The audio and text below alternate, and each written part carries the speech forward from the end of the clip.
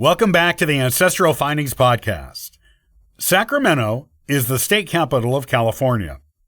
With a history of human habitation going back thousands of years with Native Americans, its European habitation is relatively recent. Here is the story of how Sacramento became a city and then the capital of the state of California.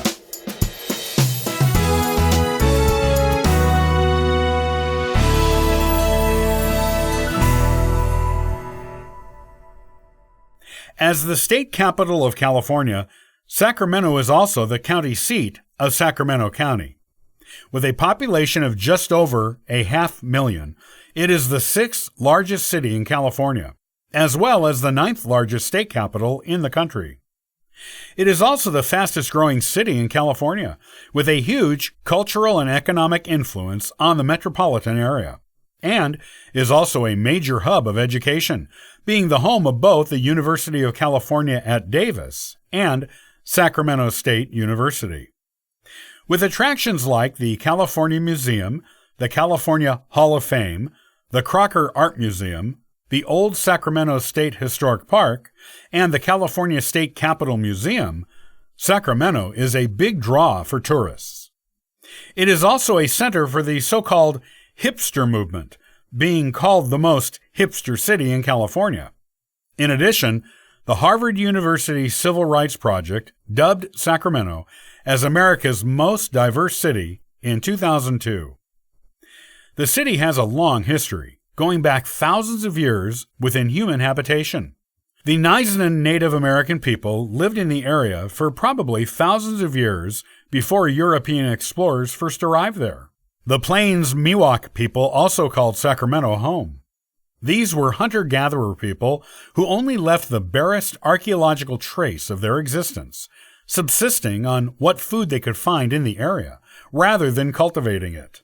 However, unlike other hunter-gatherer tribes who were nomadic, these tribes were fairly settled, having learned to store bulbs and root vegetables during the winter. This allowed them to have villages, so today's scientists do know they were there. Europeans are first known to have come to the area in 1808, when a Spanish explorer named Gabriel Moraga came to the area and named it. A member of Moraga's expedition wrote a description of Sacramento at the time they came to it. Canopies of oaks and cottonwoods, many festooned with grapevines, overhung both sides of the blue current. Birds chattered in the trees, and big fish darted through the pellucid depths.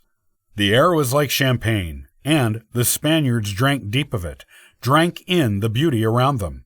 Es como el Sagrado Sacramento. It's like the Blessed Sacrament. The valley and the river were then christened after the most holy sacrament of the body and blood of Christ. The first American to come to Sacramento came in 1839, arriving at the juncture of the American and Sacramento rivers with a land grant from Mexico for 50,000 acres in hand.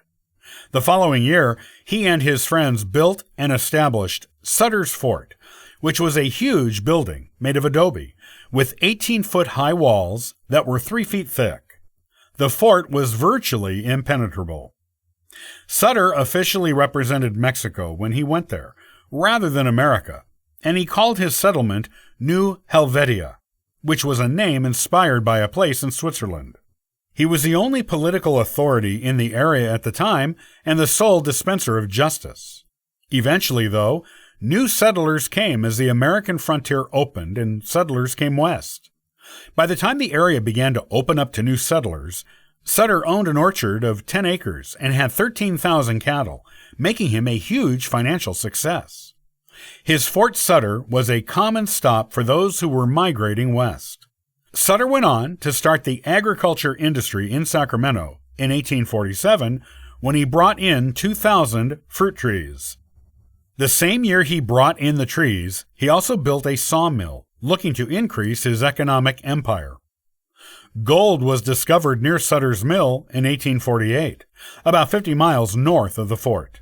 At this discovery, the gold rush was on, and large numbers of fortune hunters came to Sacramento, significantly boosting the population, making the village a healthy town. The same year gold was discovered, Sutter's son, John Sutter Jr., came to town. The son wanted to help his father resolve the debt he had acquired in building his agricultural empire. The arrival of the gold seekers did not help Sutter's situation, as they happily squatted on unwatched portions of his land and made off with his property if they could manage it. The gold rush was not a good thing for Sutter. To accommodate the new settlers, Sutter's son began laying out the city of Sacramento the same year he arrived, doing so with his business partner Sam Brannan. The senior Sutter was against this, but was in no financial position to object. The new city was 2 miles south of the elder Sutter's settlement of New Helvetia. The new city included 26 lettered and 31 numbered streets. The city was an overnight huge commercial success, while the senior Sutter's fort, mill, and town of Sutterville all failed. This caused some bitterness between father and son. The city of Sacramento adopted a charter the year after Sutter Jr. laid out the plan for it, and the year after that, the state of California recognized it as an official city. This makes Sacramento the oldest incorporated city in the state. Despite floods, fires, and an epidemic of cholera in its early years, Sacramento's close proximity to the mother lode in the Sierra Nevada mountains allowed it to continue to grow and prosper, and it soon attained a population of more than 10,000. The legislature of California moved to Sacramento in 1854. The previous capital had been in Monterey. When the state's first constitutional convention was held 5 years previously, the capital was elected to be San Jose, and that is where California officially became a state. The capital then moved to Vallejo and Benicia before finally settling on Sacramento. It was named as the permanent state capital in 1879 and has been so ever since. Today, Sacramento offers something for everyone, which is what makes it such a popular tourist destination. With a rich history and vibrant contemporary culture, Sacramento is the place to be in California.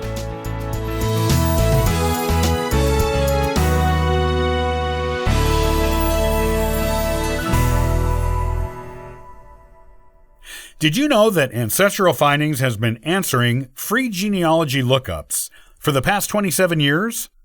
Come on over and download a free genealogy ebook, request a free genealogy lookup, and sign up for the free historical postcard giveaway.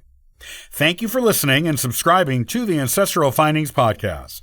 It's greatly appreciated. I hope you have a wonderful day and happy searching.